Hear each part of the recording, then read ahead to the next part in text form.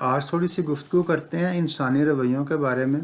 Human behaviour, human attitude towards different relations.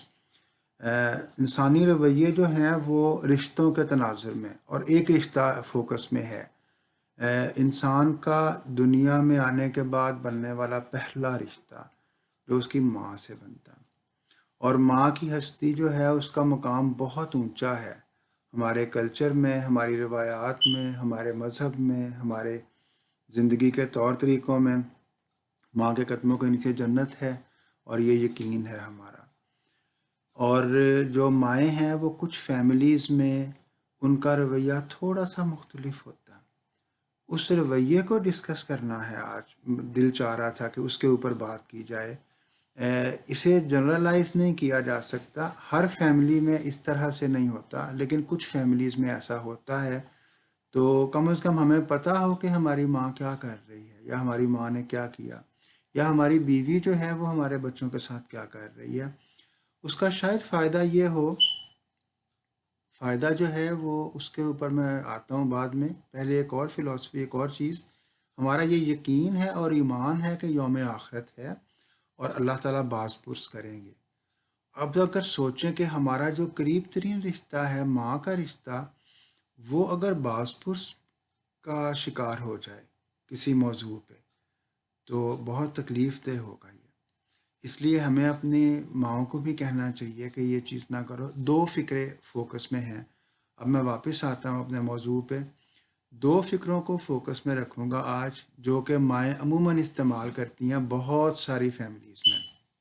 بچہ کوئی اشارت کرتا ہے، بچہ کوئی چیز توڑ دیتا ہے، بچہ کوئی چیز چھپا کے کھا لیتا ہے، بچہ کوئی چیز کچھ غلط کرتا ہے، کچھ ایسا جو مناسب نہیں ہے، تو ماں کا رویہ وہ ایک بات کہتی ہے، دوبارہ یہ نہ کرنا.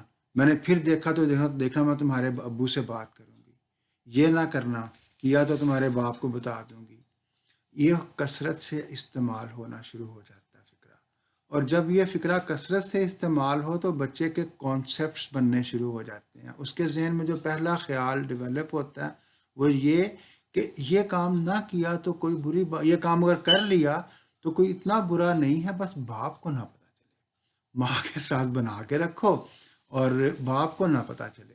اس سے وہ جذباتی طور پر باپ سے تھوڑا سا دور ہونا شروع ہو جاتا ہے.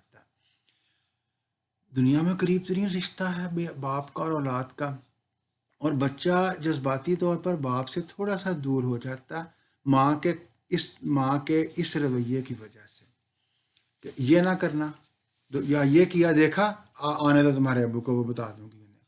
بچے کے اندر ڈر پیدا ہو جاتا ہے، خوف پیدا ہو جاتا ہے باپ کے لیے. اور خوف ایک منفی جذبہ ہے. خوف رشتوں میں دوری پیدا کرتا ہے، رشتوں کی مضبوطی کو کمزوری میں بدل دیتا ہے.